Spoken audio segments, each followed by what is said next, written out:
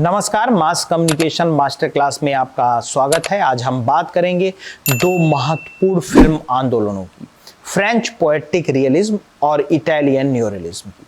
हम समझेंगे कि ये धाराएं क्यों और कैसे उभरी और इनके सामाजिक, राजनीतिक तथा ऐतिहासिक संदर्भ क्या थे। तो चलिए शुरुआत करते हैं। फ्रेंच पोएटिक रियलिज्म 1930 के दशक में फ्रांस में उभरा। यह न तो पूरी तरह यथार्थवाद था और न ही कल्पना, बल्कि यथार्थ के भीतर छिपे हुए मानव भावनाओं और भाग्यवाद को काव्यात्मक अंदाज में प्रस्तुत करना इसका उद्देश्य था। प्रमुख सामाजिक संदर्भ की अगर बात करें तो 1930 का दशक, ग्रेट डिप्रेशन का असर, बेरोजगारी, सामाजिक असमानता, फ्रांस की राजनीतिक अस्थिरता और फांसीवाद का डर।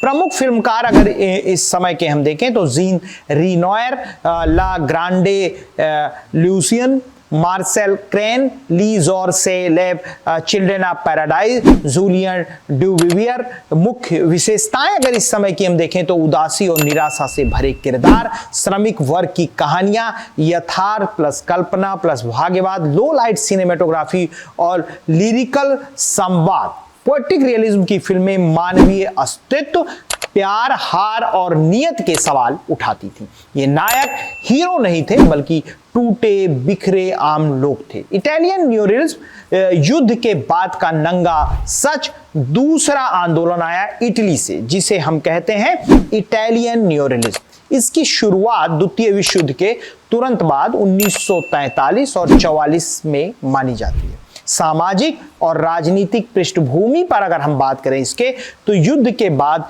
विनाश, फांसीवादी शासन का पतन, गरीबी, बेरोजगारी, विस्थापन, जनता का असली संघर्ष और पीड़ा। प्रमुख फिल्मकार अगर इस समय के हम देखें तो Roberto Rossellini, Rome open city, Vittorio De Sica, bicycle thieves. और इसके अलावा अगर इसकी हम मुख्य विशेषताएं देखें तो वास्तविक लोकेशन पर शूटिंग, नॉन प्रोफेशनल एक्टर्स, प्राकृतिक प्रकाश, गरीबी, बच्चों, मजदूरों और समाज के हाशिए पर पड़े लोगों की कहानियां, बिना मेलोड्रामा के सीधा यथार्थ। न्यूरियलिज्म की फिल्में दर्शकों को झकझोर देती थी। वे दर्शक को मनोरंजन नहीं, सच दिखाने आई थी। दोनों धाराओं की तुलना और योगदान, सामान्यताएं अगर हम देखें तो दोनों ने पारंपरिक सिनेमा की चमक दमक को तोड़ा, आम आदमी को केंद्र में रखा, सामाजिक सच्चाई को कलात्मक शैली में प्रस्तुत किया।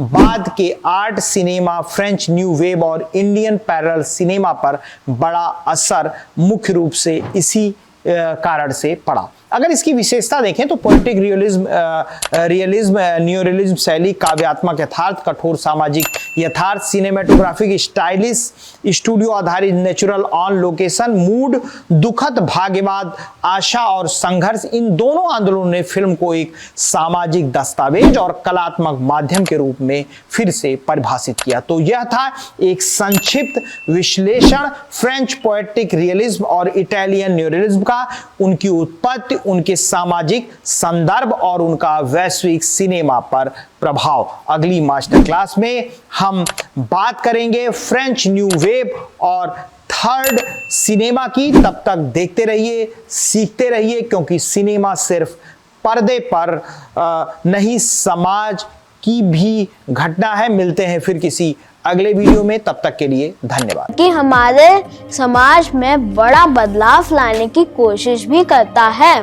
क्या आप जानते हैं कि जब भी आप इस चैनल का वीडियो देखते हैं, उसे लाइक करते हैं, शेयर करते हैं या सब्सक्राइब करते हैं, तो आप गरीब बच्चों की शिक्षा में मदद करते हैं। अवेन फाउंडेशन का सपना है कि हर बच्चा स्कूल जाए। जब आप इस चैनल का समर्थन करते हैं तो आप केवल एक वीडियो नहीं देख रहे हैं, बल्कि एक बच्चे का सपना पूरा करने में मदद कर रहे हैं। मास कॉम मास्टर क्लास को सब्सक्राइब करें, वीडियो शेयर करें और अवेन फाउंडेशन के इस सफर का हिस्सा बने।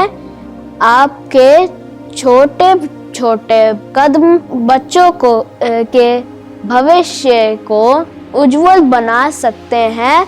इसलिए आइए मिलकर बदलाव लाएं।